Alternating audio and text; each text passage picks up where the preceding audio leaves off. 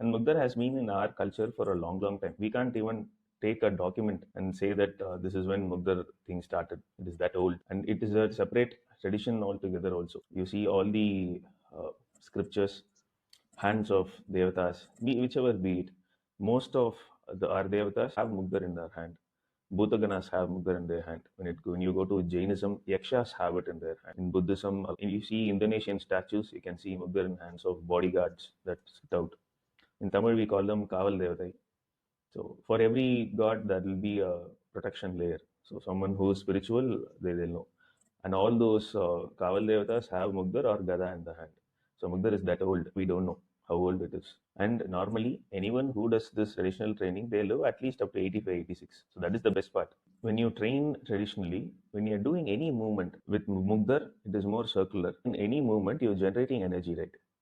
So when energy is generated, we are taught to channelize it. It will be easy to understand if you compare it to Qigong or Kung Fu. Meditation is a part of martial art training. Meditation was never a separate thing. With martial arts, the last state of that is dhyana only. Then after that, it's Samadhi.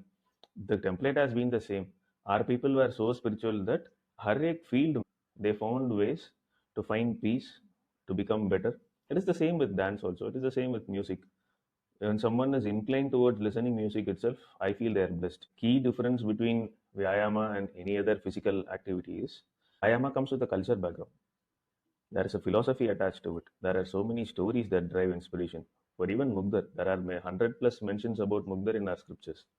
Right from Mahabharata, Skanda Purana, every Purana has mentions of Mugdar. So for example, you have a Mugdar in hand. So this our design is called Topai, or I call it Bappa Mugdar. It looks like Bappa's pate. So with this is a 8 kg one. I'm holding it with my grip strength alone. I'm leaving it down. I'm getting it up. I can do it in any direction just because my wrist is trained. If my wrist is not trained, I can't do nothing with this. When I swing with this, I generate prana. With that prana, when I sit for meditation, the way that I progress is totally different from without doing this. Seen your posts related to you had been in Varanasi recently and very traditional kind of a training in the Akara and all that. So could you talk about how Vyayama is traditionally Yeah. taught? What is the Akara culture and how do you teach? Just the training aspect, if you can talk about.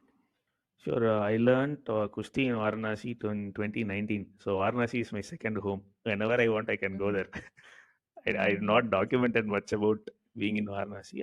I stayed there for 6 months. Morning and evening, I trained. Since I am from a martial art background, naturally, I was able to pick up wrestling easily. So they like me very much. So they treat me like family. So when I go there, I can't stay in outside hotel and all because people get offended. So I am that close with Pelwans there. With Okay. Pralwan Akara training, Akara is if you read about the history of the particular Akara I trained in, Akara Swaminath, a lot of freedom fighters have trained from it. So the Akara which I trained in is near Tulsi Ghat. Tulsi Ghat is where Tulsidas sat down to write Ramayana. The building that is above my Akada is where the dhyana place of Tulsidas ji was there. So to me, it is very sacred, very, very sacred. So when I learn from that space, when you get into an Akada itself, you're treated as a son or a daughter of Hanumanji. So women had their separate Akadas. In the times of Krishna Devaraya, there were female wrestlers who normal men used to be afraid of. Female wrestling was there. Oh. It was big. Now, after when the country is facing a lot of wars, colonization is happening, it will be impossible to follow culture unless our brains are so tuned with tight, ye karna hai. When you do this only, you are Sanatan Dharma is never like that. Whatever you do, you find happiness with it. That is the essence of Sanatan Dharma. And I think now whoever is talking about Sanatan Dharma also, they are being very vehement about it. I am like, chill dude, pata hai. This is how life is. And you'll be surprised to know 1980, there was a prediction done by Goraka. Long time, 12th century, something around. He has written what will happen until 1980. Time travel karke they have written. There is a Smriti called Parasara Smriti about understanding of Kali Yuga. Somewhere around we should read all this. Tulsidas ji in Ramayana, you see there will be mentions of what all will happen in Kali Yuga because the struggle is mental here.